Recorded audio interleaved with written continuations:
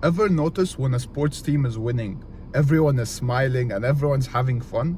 But when that same team is losing, everyone's sad and it looks like they're attending a funeral? It's because winning inspires passion. And the only way you can win is by staying consistent. So if you feel like you don't have that much passion in your life and your life is just sad and you don't know what to do with it, chances are is that you aren't really winning in anything and you aren't consistent either. So how do you pick a goal that inspires passion? How do you pick a goal that if you do it every day, you feel the passion, you feel happiness, you smile all the time?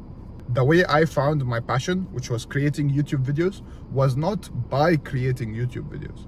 It was via the positive feedback loop.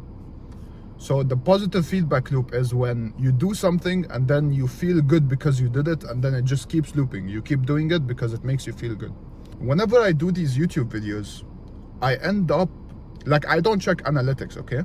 So the way I put the positive feedback loop is by predicting what I'll be doing in a month, 2 months, a year from now.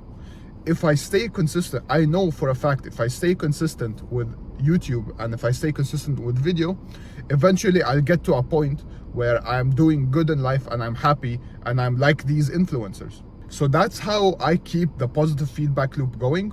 For you, if it's the gym, the positive feedback loop would probably be the pump. You know, every time you go to the gym, you feel the pump, and that basically tells you what you're going to look like in like a few months from now if you keep staying consistent.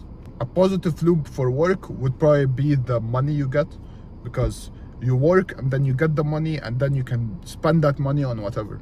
So you just have to find something that you can incorporate a positive feedback loop in.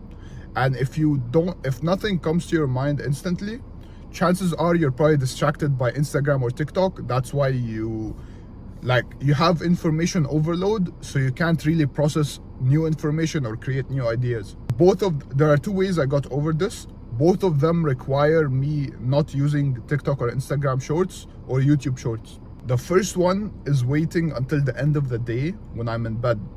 And usually, because it's dark, it's cold, and I have nothing else to do, my brain starts to think of new ideas.